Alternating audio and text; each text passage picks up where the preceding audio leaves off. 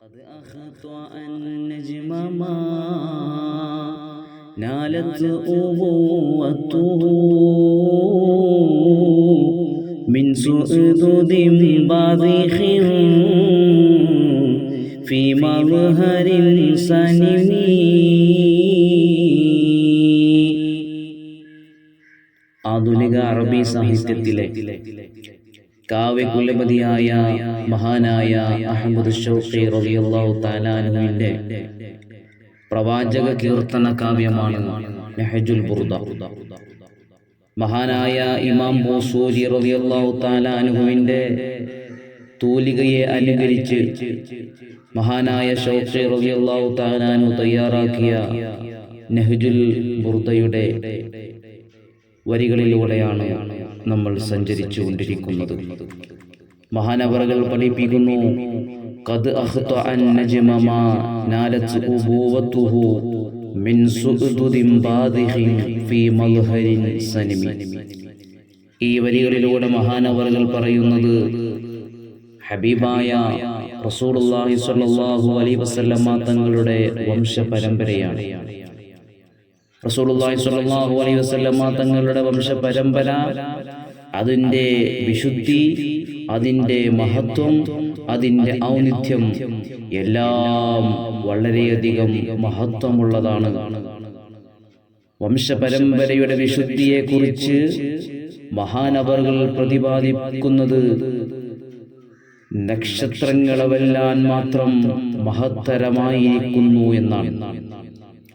ഏതുകാലത്തും ജീവിക്കുന്ന പരിസരങ്ങളിൽ നേതൃത്വം കൈയാളിയവരായിരുന്നു അവിടുത്തെ പൂർവികർ.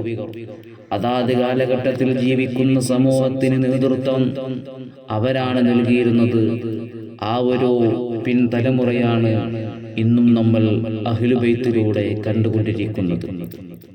റസൂലുള്ളാഹി സ്വല്ലല്ലാഹു അലൈഹി വസല്ലമ തങ്ങളുടെ കുടുംബ പരമ്പരയിൽപ്പെട്ട ആളുകൾക്കാണ് നമ്മുടെ സമൂഹത്തിൽ നമ്മൾ വളരെയധികം സ്ഥാനം നൽകാറുള്ളത്.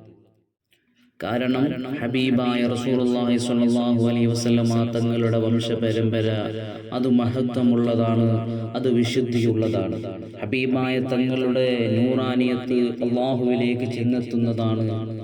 അല്ലാഹുവിന്റെ റസൂലുള്ളാഹി സ്വല്ലല്ലാഹു അലൈഹി വസല്ലമ തങ്ങൾ അവിടുന്ന് പഠിപ്പിച്ചിട്ടില്ലേ, വലം യസൽ യൻഖുലുനി റബ്ബി മിനൽ അസ്ലാബിൽ കരീമത്തിൽ ഫാഖിറ ഇലൽ അർഹാമിസ് സകിയത്തി ത്വാഹിറ ഹത്താ അഖ്റജനി അല്ലാഹു മിൻ ബൈനി അബവയ്യ വലം യൽതഖിയ അലാ സിഫാഹിൻ ഖത്തു.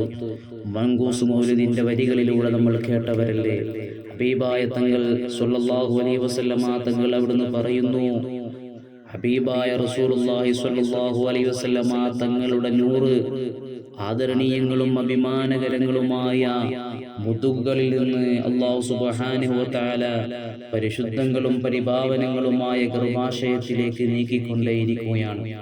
അവസാനം അല്ലാഹു ഉദ്ദേശിച്ച സമയമെത്തിയപ്പോൾ അബ്ദുള്ള എന്നവരിലൂടെ ബീവി ആമിനയിലൂടെ അല്ലാഹു സുബ്ഹാനഹു വ തആല ഈ ഭൂമി ലോകത്തേക്ക് കൊണ്ടുവരികയാണ്. ആ ഹബീബായ റസൂലുള്ളാഹി സ്വല്ലല്ലാഹു അലൈഹി വസല്ലമ തങ്ങളുടെ ഉപ്പാപ്പമാരുടെ ചരിത്രം കൃത്യമായി പരിശോധിക്കാൻ നമുക്ക് കഴിയുന്നതാണ്. നമ്മുടെ മദ്രസയിൽ പഠിക്കുന്ന കുട്ടികൾക്ക് പോലും ഹബീബായ തങ്ങളുടെ ഉപ്പാപ്പമാരുടെ ശൃംഖല കാണാതെ പറയാൻ കഴിയും. അതൊരത്ഭുതമാണ്. കാരണം ലോകത്ത് ഒരുപാട് മഹാന്മാർ വന്നു പോയിട്ടുണ്ട്. അവരുടെയൊക്കെ ശൃംഖല നമുക്ക് പറയാൻ കഴിയുകയില്ല. 4 or 5 പേര് പറയാൻ നമുക്ക് കഴിഞ്ഞാൽ കഴിയും. അതല്ലാതെ അതിന്റെ ശൃംഖല നമുക്ക് ആർക്കും തന്നെ അറിയുകയില്ല. എന്നാൽ ഹബീബായ സ്വല്ലല്ലാഹു അലൈഹി വസല്ലമ തങ്ങളുടെ ശൃംഖല അങ്ങനെയല്ല. ഇന്നും ജീവിച്ചിരിക്കുന്ന ഹബീബായ തങ്ങളുടെ അഹ്ലു ബൈത്തിൽപ്പെട്ട ഒരാളുടെ ശൃംഖല എടുത്തു നോക്കിയാൽ അത് അല്ലാഹുവിന്റെ റസൂലിലേക്ക് ചെന്നെത്തുന്നതാണ്. പോരാ, ഹബീബായ റസൂലുള്ളാഹി സ്വല്ലല്ലാഹു അലൈഹി വസല്ലമ തങ്ങളുടെ ഉപ്പാപ്പമാരുടെ ശൃംഖല എടുത്തു നോക്കിയാൽ അത് ഇബ്രാഹിം നബി അലൈഹി സ്വലാത്തു വസ്സലാമിലേക്ക് ചെന്നെത്തുന്ന ചരിത്രം ചരിത്രം നമുക്ക് പഠിക്കാൻ കഴിയും. ഹബീബായ റസൂലുള്ളാഹി സ്വല്ലല്ലാഹു അലൈഹി വസല്ലം തങ്ങളുടെ കളങ്കമറ്റ സംശുദ്ധമായ ജീവിതമായിരുന്നു എന്നുള്ളത് നമുക്കെല്ലാവർക്കും മനസ്സിലാക്കാൻ കഴിയുന്നതാണ്. ലോകൈക ഗുരു ഹബീബായ റസൂലുള്ളാഹി സ്വല്ലല്ലാഹു അലൈഹി വസല്ലം തങ്ങൾ വന്ന വഴിയും അത് പരിശുദ്ധമാണ്. അത് പരിശുദ്ധമല്ലെങ്കിൽ പിന്നെന്താണ് പരിശുദ്ധമുള്ളത്? അതാണ് അത്ഭുതം, അതാണ് മഹാ അത്ഭുതം. കാരണം അതെല്ലാം പരിശുദ്ധമായ വഴിയിലൂടെയാണ് അല്ലാഹു സുബ്ഹാനഹു വ തആല ഹബീബായ തങ്ങളെ ഈ ഭൂമി ലോകത്തേക്ക് കൊണ്ടുവന്നിട്ടുള്ളത്.